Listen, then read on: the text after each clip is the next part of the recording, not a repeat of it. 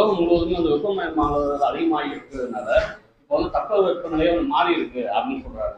இதனால வந்து பல இயற்கை சூழல்களே மாறிட்டு இருக்கிற இந்த காலகட்டத்தில் ஐயா இதெல்லாம் வந்து இருக்கக்கூடாது, இந்த மண் வந்து மண்ணா இருந்தாலும் மனிதர்கள் வாழ முடியும் அப்படிங்கிறதுக்காக தான் நம்மாழ்வார் ஐயா நமக்காக வாழ்ந்து மாறுறாங்க. அவங்களோட எண்ணங்களை இன்னைக்கு வந்து பல பேர் மறந்துட்டதால அதை வந்து நினைவுபடுத்தக்கூடிய அந்த ஒரு நிலையில நம்ம இருக்கிறோம் அப்படின்னு சொல்லி வர 27, 28 தஞ்சாவூர்ல அண்ணா திருமண மண்டபத்துல இயக்கம் தொடங்குறாங்க. அதை பத்தி இப்ப என்னன்னு நம்மாழ்வார் மக்கள் இயக்கம் இதனுடைய முக்கிய நோக்கம் என்னன்னாக்க வெறும் விழாக்களை கொண்டாடுவது மட்டுமல்ல, நம்மாழ்வாருடைய கொள்கைகளை அன்றாடம் நம்முடைய வாழ்வில் கடைபிடிக்க வேண்டும். நம்மாழ்வாருடைய கொள்கைகள் என்பது ஏதோ ஒரு பொழுதுபோக்கு அம்சம் அல்ல, அது ஒரு வாழ்க்கை முறை. இந்த வாழ்க்கை முறை கிட்டத்தட்ட ஒரு 3000 ஆண்டு காலமாக தமிழர்கள் வாழ்ந்த வாழ்க்கை முறையைத்தான் நம்மாழ்வார் முன்னெடுத்தார். உலகத்துல எந்த இலக்கியங்களிலும் இல்லாத அளவிற்கு உழவு தொழிலை பற்றி கூடுதலான கருதுகோள்களை கொண்ட நிலம் எது என்றால் தமிழ் நிலம்தான். தமிழ்நாட்டில் தான் விளை நிலங்கள் ரொம்ப அதிகம். மற்ற நாடுகள் இயற்கையால் அழிந்து அழிந்து மீண்டும் மீண்டும் உருவானவை. பெரிய நதிகள் ஓடக்கூடிய எகிப்தா இருந்தாலும் சரி, அல்லது நைல் நதியிலிருந்து, அப்புறம் மஞ்சள் நதியிலிருந்து, அப்புறம் டைக்ரிஸ் யூப்ரட்டிஸ் நதிகளிலிருந்து இவையெல்லாம் பெரிய அழிவை உருவாக்கி மீண்டும் பிழைத்தவை. ஆனால் தமிழ்நாட்டில் இருந்த நதிகள் மக்களுக்கு எந்த அழிவையும் தரவில்லை. அதனால்தான் வரலாற்றில் என்ன சொல்றாங்கன்னா, இட்ஸ் அ ஃப்ரெண்ட்லி ரிவர் என்று, நட்பு ரீதியான ஆறுகள் என்று இது அழைக்கப்படுது. அதனால நம்முடைய விவசாயமும் ஒரு மிக மிக தொன்மையான விவசாயம். உலகத்துல மூத்த விவசாயத்துல ஒண்ணு எது?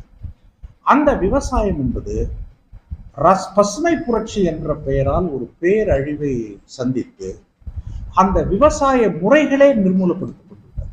2வது உலக பெரும்போர் ஏற்பட்டு உணவு பஞ்சம் ஏற்பட்ட போது அந்த உணவு பஞ்சத்துக்காக பசுமை புரட்சி, எல்லாருக்கும் சோறு போடுறோங்கிற பேர்ல நிலத்தை மிகப்பெரிய அளவில் கெடுத்து விட்டார். அந்த வரலாற்றை அறிந்த காரணத்தால அந்த கோபத்தோடு புறப்பட்டு அதை பற்றிய ஆய்வை முன்வைத்தவர் தான் நம்மாழ்வார். ஒரு நிலம் என்பது ஒரு தாய். தாய் கிட்ட ஒரு பலன் கிடைக்குதுங்கிறதுனால தாய் கழுத்துல நகை போட்டிருக்காங்கிறதுக்காக தாயை கொலை செஞ்சுட்டு நகை எடுக்கக்கூடாது. அதே போல பொன்முட்டை விடக்கூடிய வாத்து உங்களுக்கு தெரியும். அது போலதான் இந்த ரசாயன உரத்தை போட்டு கூடுதல் லாபம் சேர்க்கிறங்கிற பேர்ல படிப்படியா அது உயிரை நாம் கொலை செய்து கொண்டிருக்கிறோம் என்பதை பற்றிய ஒரு பார்வையை கொடுத்தவர் நம்மாழ்வார். உலகத்துல பல அறிஞர்கள் ஜப்பான்ல இருக்காங்க, ஸ்வீடன்ல இருக்காங்க, இன்னும் பல பேர் இருக்கிறாங்க. இருந்தாலும் கூட நம்முடைய தமிழ் மண், அந்த தமிழ் மண்ணினுடைய ஆதி விவசாயம் உழவு, அந்த உழவில் இருந்து இதை எடுத்து முன் வச்ச ஒரு பெரிய மனிதர். நம்மாழ்வாரை தமிழகம் புரிந்து கொள்ளவில்லை. அது ஒரு வாழ்க்கை முறை. அந்த வாழ்க்கை முறையை கடைபிடிக்க வேண்டும் என்பதற்காகவும், அந்த வாழ்க்கை முறையை கடைபிடிப்பதற்கு நம்முடைய கிராமங்கள்லாம் பல காரணங்களால பிளவுபட்டிருக்கு. ஜாதியா பிளவுபட்டிருக்கு, மதமா பிளவுபட்டிருக்கு. 5 அரசியல் கட்சிகள் 6 அரசியல் கட்சிகள் கொடியை போட்டு ஒருத்தன் அருவாள் எடுத்து வெட்டுறான். பேப்பரை எடுத்து பார்த்தீங்கன்னா அந்த பேப்பர்ல இதுக்கு நடக்கக்கூடிய படுகொலைகள் செய்திகள் தான் அதிகமா இருக்கு. ஒற்றுமையை பார்க்க முடியவில்லை. அந்த ஒற்றுமையை எது உருவாக்கும் அப்படின்னு பார்த்தீங்கன்னாக்கா வாழ்க்கை தான் உருவாக்கும். விவசாயத்தின் ஒன்றுபட்ட கூட்டு வாழ்க்கை தான் அந்த மேம்பாட்டை கொண்டு வர முடியும். அதுக்கு உரிமை பெற்ற குடிமக்களை உருவாக்கி நம்மாழ்வார் தத்துவங்களை எடுத்து செல்ல வேண்டும் என்பதற்கான ஒரு அமைப்பு தான் இது. இதுல நீங்க பாத்தீங்கன்னா நிறைய இளைஞர்கள், இப்ப இங்க உட்கார்ந்துருக்கிறதுலே பார்க்கக்கூடிய இவர் ஒரு ஐடியில் பணியாற்றி கொண்டிருக்கிற இளைஞர், அவருடைய இளைஞர் கூட்டங்கள், அதே போல இவங்க நம்ம யாழினி மாணவர் பயிர் செய்கைங்கிற போது ஒரு 300 மாணவர்களுக்கு மேல அவங்களே இறங்கி வயல்ல வேலை செய்யக்கூடிய விவசாய முறைகளை கொண்டு வந்திருக்கிறாங்க. அதே போல பல இளைஞர்கள் இருக்கக்கூடியவங்க, வழக்கறிஞர் கவிமணி, ஜோதிபாசு, இன்னும் பல இளைஞர்கள் தமிழ்நாடு முழுவதும் இருக்கக்கூடிய அந்த இளைஞர்களை ஒருங்கிணைத்து அந்த இளைஞர்களுடைய அந்த ஊக்கத்தை ஒன்றுபடுத்தி நம்மாழ்வாரை அடுத்த கட்டத்துக்கு வளர்த்து எடுத்துட்டு போறதுதான் இதனுடைய. இப்ப நீங்க சொல்லும்போது சொன்னீங்க, அதாவது இந்த நிலத்தை பாதுகாக்கிறதா எங்களோட நோக்கம் அப்படின்னு சொன்னீங்க. இதுல ஆனா இன்னைக்கு பாதுகாக்கப்பட்ட வேளாண் மண்டலம்னு அறிவிச்சு அதுக்கான அதிகாரிகளை போட்டாங்களா? இன்னைக்கு எந்த நிலைமையில இருந்துட்டு இருக்கு? பாதுகாக்கப்பட்ட வேளாண்மை எல்லாம் ஒரு அறிவிப்பு மாதிரி தான் இருக்கு.